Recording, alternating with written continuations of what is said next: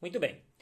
Boa noite a todos. Eu sou o professor Anderson, da disciplina de Geografia, e eu vou trabalhar com vocês do nono ano a partir de hoje, né? E para começar, a gente vai iniciar então um conteúdo introdutório da temática globalização. Ou, como um sinônimo, a gente pode até chamar, talvez, ela de mundialização.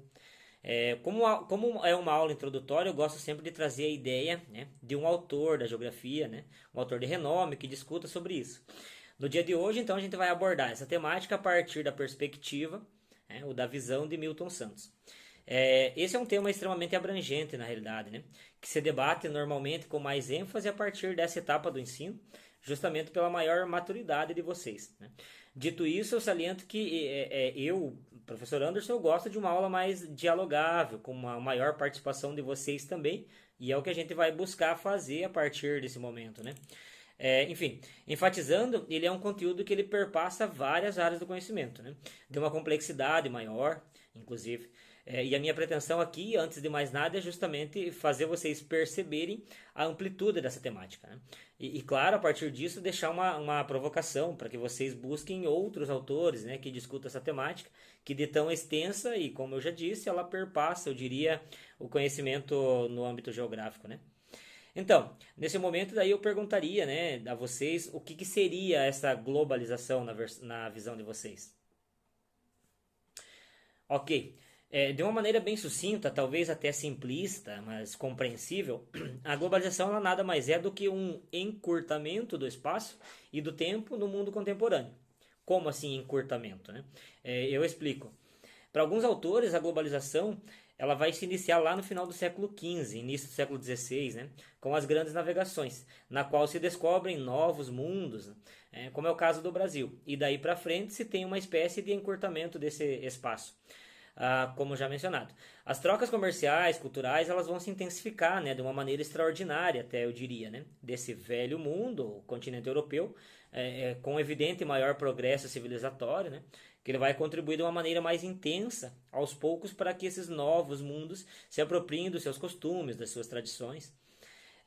Outros autores já vão considerar o século XX, né, como pela maior capacidade até e velocidade com que se transitam as informações, pelo advento da internet, pela própria melhoria significativa nos fluxos comerciais de transporte, enfim, que há uma espécie de padronização dos costumes sociais, econômicos, culturais, né? Enfim, eles consideram que é a partir daí que se dá a globalização ou mundialização dessas características já ditas. Pois bem, justamente por haver essas várias interpretações, né, que eu costumo considerar importante verificarmos as diversas opiniões, né, as pluralidades, as diversas constatações, né, e gostaria de enfatizar, deixar como tarefa de casa até para vocês, para uma próxima aula, que vocês busquem então outros autores, né, para a gente continuar essa discussão num outro momento. Por hoje, no entanto, eu vou iniciar a discussão a partir desse geógrafo renomado não só no Brasil, mas também internacionalmente, com um sobrenome bem brasileiro até, né? Alguém sabe me dizer de quem eu estou falando, né? Quem é Milton Santos?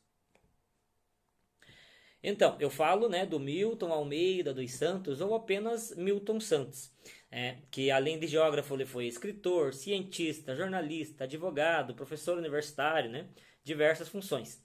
Ele foi considerado por muitos, né, um dos mais renomados intelectuais do século XX no Brasil e é um grande nome do que a gente chama de geografia crítica, né, que se iniciou no Brasil no século passado. Milton Santos, em 1994, recebeu o prêmio Walter Lud, né, considerado um grande prêmio para a área da geografia. Ele é autor de cerca de 40 livros, mais ou menos, dos quais eu vou destacar Por uma Geografia Nova, A Natureza do Espaço, Técnica, Espaço, Tempo, né, e o livro que eu trago para hoje, para a gente discutir essa temática, que se chama Por uma Outra Globalização, do Pensamento Único à Consciência Universal. Nesse livro, o autor ele vai então tratar da globalização de diferentes formas, né? Deixando claro sua criticidade, a capacidade analítica que ele desenvolveu ao longo do tempo, né, na sua carreira, e característica que eu diria até que ele acompanhou ele a vida inteira, né? Ele faleceu em 2001, mas nunca deixou essas características de lado, né? Nesse sentido, então, adentrando inclusive no tema do livro, eu devo salientar que o Milton acreditava existir três globalizações, né? Quais globalizações? A primeira, então, seria a globalização como nos apresentam, ou seja, como uma fábula. E aqui cabe um outro questionamento para vocês, né? Quem que nos apresenta essa fábula, né? Para Milton Santos, seriam os maiores influentes do mundo moderno, né? Quem tem o poder nas mãos, quem tem as maiores ferramentas de dissuasão do sistema predominante, que vivemos atualmente, que possuem para ele, né, uma ligação com os governos, com as diferentes mídias, com as representações do mundo em geral, né? Então, o mundo como percebemos, como nos mostram, para ele é uma fábula, né? Esse mundo globalizado, visto como fábula, ele exigiria, inclusive, um certo número de fantasias da gente, na realidade, né? Ele diz que a máquina ideológica, ela nos faz crer que a difusão instantânea das notícias, ela realmente informa as pessoas, né?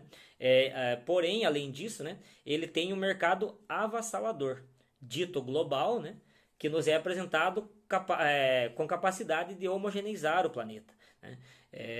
Através da sua disposição, né? E da disposição cada vez maior de mercadorias para o consumo, né?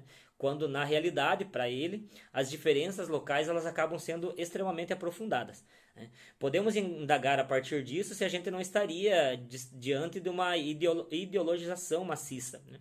Segundo a qual a realização do mundo atual exigiria de nós, né, o exercício de fabulações. Através do quê? Na próxima aula eu pretendo trazer mais exemplos disso, com imagens, constatações do mundo real, tal, né? Mas por hora eu perguntaria para vocês refletirem mesmo, no que a televisão, as próprias redes sociais, né, que vocês vislumbram aí diariamente, né? No que ela quer que vocês acreditem, né? Será que elas trazem alguma mensagem no dia a dia, né? Será que e quais seriam essas mensagens, né?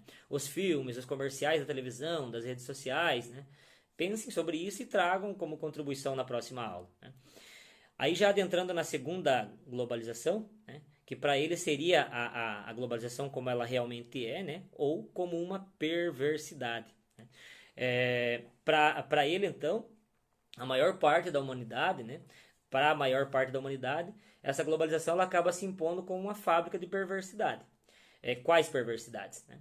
O desemprego se tornando crônico, a pobreza que só aumenta, novas enfermidades que se instalam, e hoje a gente talvez poderia dar o exemplo da Covid, né? Alguém já se perguntou como que a Covid se espalhou pelo mundo, né, pelos 4 cantos do mundo? Será que ela teria alguma relação com o fato do ser humano estar ocupando cada vez mais alguns espaços naturais que não ocupava anteriormente, né? Enfim, para se pensar. A própria mortalidade infantil permanecendo em alta no século XXI, né? A educação de qualidade cada vez mais inacessível, né? O consumo sendo cada vez mais apresentado como fonte de felicidade. Enfim, a perversidade então ela seria sistêmica, estaria relacionada à adesão desenfreada dos comportamentos competitivos, né?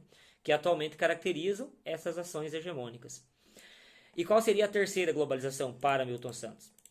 A terceira globalização seria, né, que ele apresenta no livro, o mundo como uma globalização como possibilidade, né?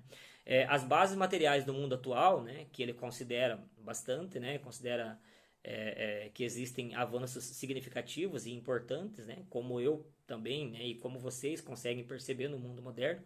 Para o autor, então, são coisas que, principalmente a questão da unicidade da técnica, a convergência dos momentos, o conhecimento do planeta, a disseminação das informações, né, seriam essas bases técnicas que o grande capital hoje se apoiaria para construir a globalização perversa.